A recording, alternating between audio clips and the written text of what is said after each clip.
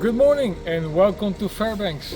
Now there's plenty to do in here, like for example Pioneer Park or the Mining Museum. But of course there's also plenty of tours like a dog sled ride or seeing the Aurora. Other than that there's hot springs, there's even a ice palace next to the hot springs and plenty more. Now your best point of start of course is always your visitor center where you can see all the activities there to do here. And this visitor center even has an amazing exposition on the history and heritage of the area. So really worth checking it out. My name is Bastian Bakker. Today we're going to explore Fairbanks and this is the world at your feet. Let's get cracking.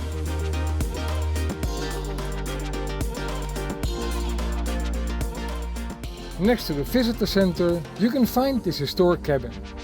This cabin is one of the oldest structures in its original location in downtown Fairbanks. Along with the families who lived here, it has witnessed life in Fairbanks over the last 100 years. Many things have changed around it, yet the cabin has remained in its spot.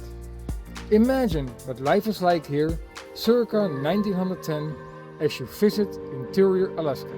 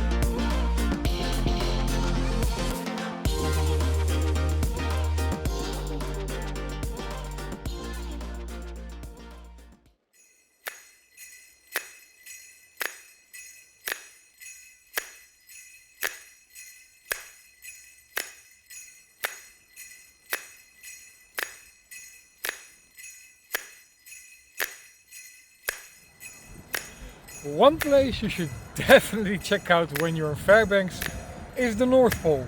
And yes, I said it, the North Pole. Only 20 minutes outside of town.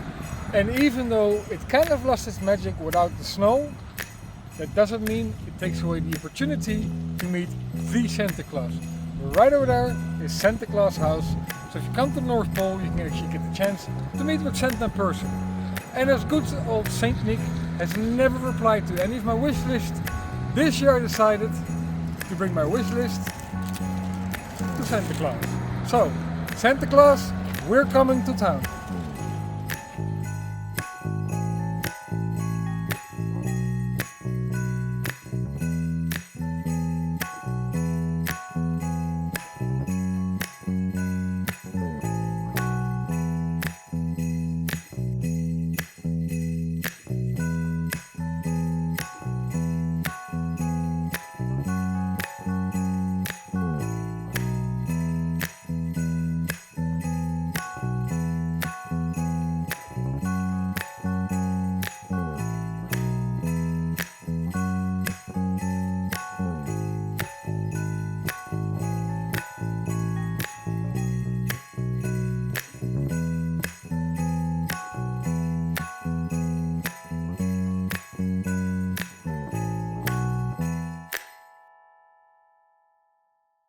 Well, that was fun, and of course you can't go to the North Pole without seeing the real reindeers. So right behind me is a little small reindeer patch or farm.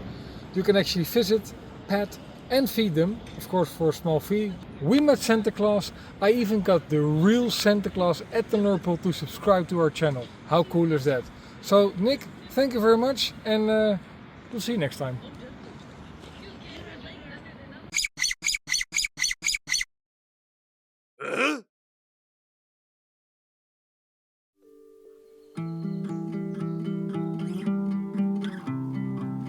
Welcome to Pioneer Park, a 44-acre historical theme park in the heart of Fairbanks. Now of course we chose this place because we want to learn some more about the history of the area.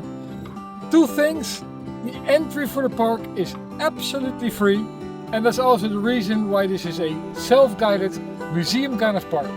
As you can see, there's quite a lot of stuff here, and I'm really looking forward to this. So, let's go.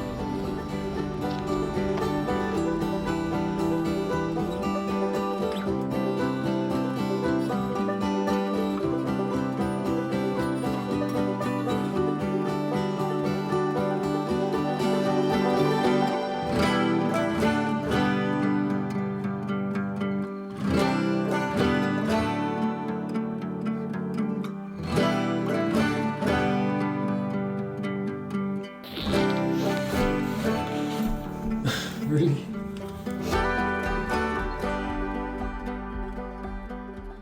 So I think it's pretty neat. What they did is move historical buildings from Fairbanks to this location and reopen the shops. So it's actually like well, going back in time. Unfortunately for us, some of the shops close on Wednesday, some of the shops close on Thursday. We're here on a Wednesday, so half the town is closed. Regardless, we can still peek inside some windows. Another cool thing, I forgot to do this before, and before I don't get a chance to do it again, this is actually the layout for the flag in Alaska with a blue background. I think it's really cool. Back to exploring.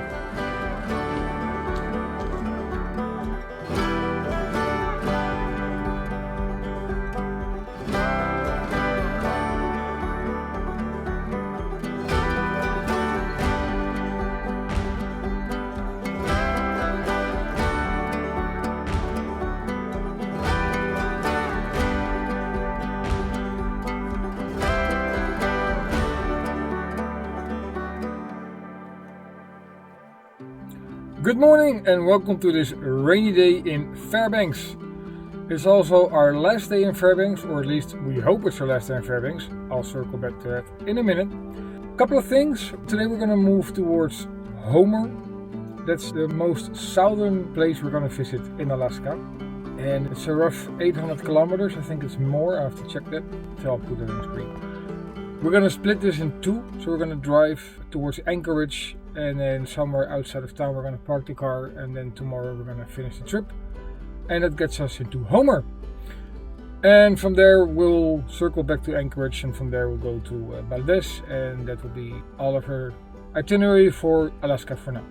Second thing, we do not stop at Denali National Park. Of course, it's a beautiful place to visit, highly recommend it, but there's been a landslide and half the park is closed, and for the part that's open you can go with a bus or a shuttle. The entry prices are still the same, and I don't feel like paying a full price if I'm gonna see just a quarter of the park. And then another thing, this morning we're about to start this trip, and then the check your engine light came on. So before we're gonna depart any long trip towards Homer, we're gonna go to a garage and see what that's all about, and hopefully it's something minor, something that's fixable quick, and we're going to be on our way today, and we're not going to be stuck here at Fairbanks in this shitty weather. Alright, Yolanda's at the visitor center filling up our water bottles, and then we should be ready to go to the garage, and I'll keep you updated, and if all's well then we'll be on the road before we know. So, that's my speech for today. Ciao for now, and we'll see you later. Okay, I got good news. I'm not going to bore you with the technical parts because I didn't understand it. It's a short malfunction, the light should go off shortly, so nothing to worry about. We are good to drive, we're not stuck here in Fairbanks. Homer, here we come. Up and away to our next destination. See you on the road.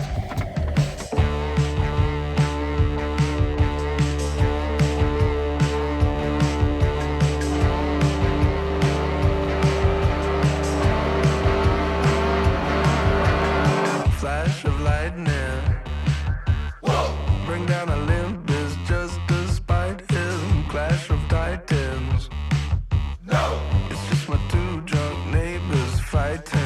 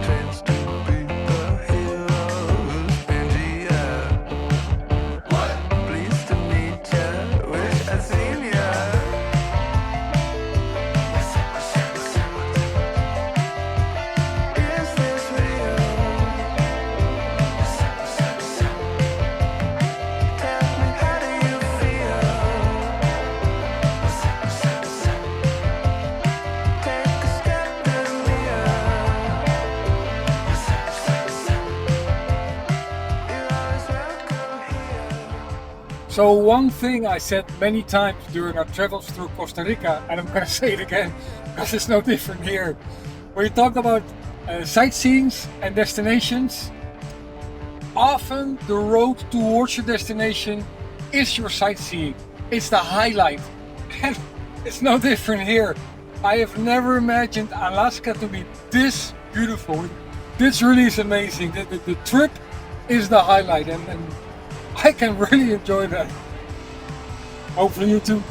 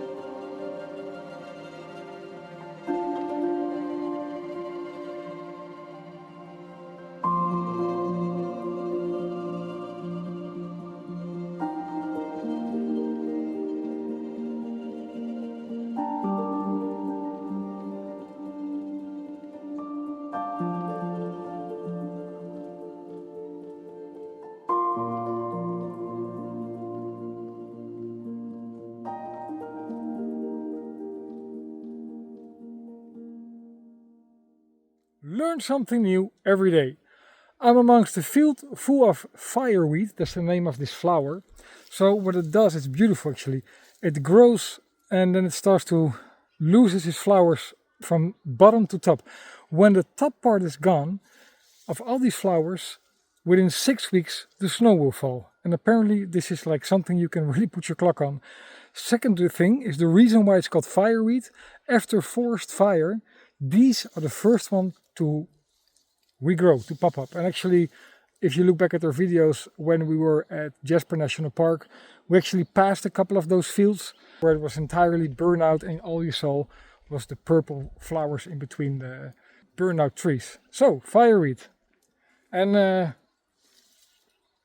I'm not gonna wait those 6 weeks because I really don't want to see the snow. As you know, we don't like the snow and well, winter's coming.